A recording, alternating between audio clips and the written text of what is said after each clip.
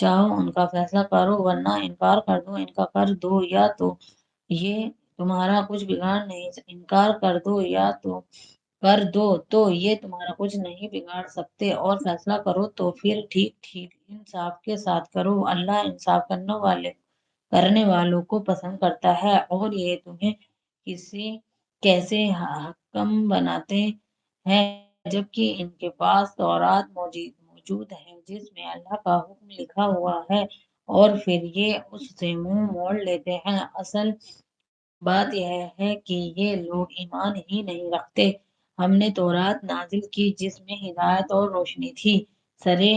سارے نبی جو مسلم تھے اسی کے مطابق ان یہودیوں کے معاملات کا فیصلہ کرتے تھے، اور اسی طرح ربانی اور احبار بھی اسی پر فیصلے کا مدار رکھتے تھے، کیونکہ انہیں کتاب اللہ کی حفاظت کا ذمہ دار بنایا گیا اور وہ اس پر گواہ تھے۔ پس اے گروہ یہود، تم لوگوں سے نہ ڈرو بلکہ مجھ سے ڈرو، اور میری آیات کو ذرہ سے معاوضے لے کر بیچنا چھوڑ دو۔ جو لوگ اللہ کے نازل کردہ قانون کے مطابق فیصلہ نہ کریں وہی کافر ہے۔ تورات میں ہم نے یہودیوں پر یہ حکم لکھ دیا تھا کہ جان کے بدلے جان، آنکھ کے بدلے آنکھ، ناک کے بدلے ناک، کان کے بدلے کان، دانت کے بدلے دانت، اور تمام زخموں کے لیے برابر کا بدلہ۔ پھر جو قصاص کا صدقہ کر دے تو اس کے لیے کفارہ ہے، اور جو لوگ اللہ کے نازل کردہ قانون کے مطابق فیصلہ نہ کریں وہی ظالم ہیں۔ پھر ہم نے ان پیغمبروں کے بعد مریم کے بیٹا عیسیٰ کو بھیجا۔ تورات میں سے جو کچھ اس کے سامنے موجود تھا وہ اس کی تصدیق کرنے والا تھا، اور ہم نے اس کو انجیل عطا کی جس میں رہنمائی اور روشنی تھی، اور وہ بھی تورات میں سے جو کچھ اس وقت موجود تھا اس کی تصدیق کرنے والی تھی، اور خدا ترس لوگوں کے لیے سراسر ہدایت اور نصیحت تھی۔ ہمارا حکم تھا کہ اہل انجیل اس قانون کے مطابق فیصلہ کرے جو اللہ نے اس میں نازل کیا، اور جو لوگ اللہ کے نازل کردہ قانون کے مطابق فیصلہ نہ کریں وہی فاسق ہیں۔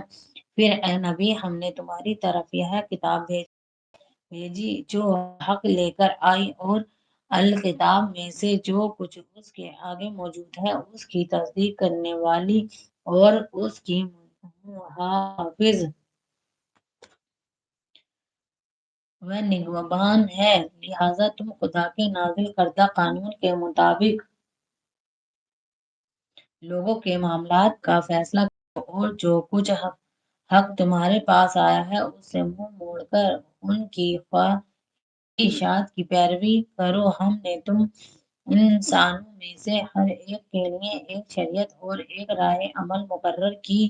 اگرچہ تمہارا خدا چاہتا تو تم سب کو ایک امت بھی بنا سکتا تھا، لیکن اس نے یہ اس لیے کیا کہ جو کچھ اس نے تم لوگوں کو دیا اس میں تمہاری آزمائش کرے، لہٰذا بھلائیوں میں ایک دوسرے سے سبقت لے جانے کی کوشش کرو۔ آخرکار تم سب کو خدا کی طرف پلٹ کر جانا ہے، پھر وہ تمہیں اصل حقیقت بتا دے گا جس میں تم اختلاف کرتے رہے۔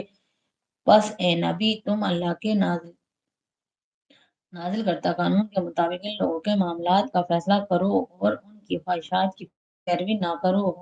ہوشیار رہو کہ یہ لوگ تم کو فتنے میں ڈال کر اس ہدایت سے ذرہ برابر بھی منحرف نہ کرنے پائیں جو خدا نے تمہاری طرف نازل کی ہے۔ پھر اگر یہ اس سے منہ موڑے تو جان لو کہ اللہ نے ان کے بعض گناہوں کی پیدائش میں ان کو مسلط مبتلا مصیبت کرنے کا ارادہ ہی کر لیا ہے، اور یہ حقیقت ہے کہ ان لوگوں میں سے اکثر فاسق۔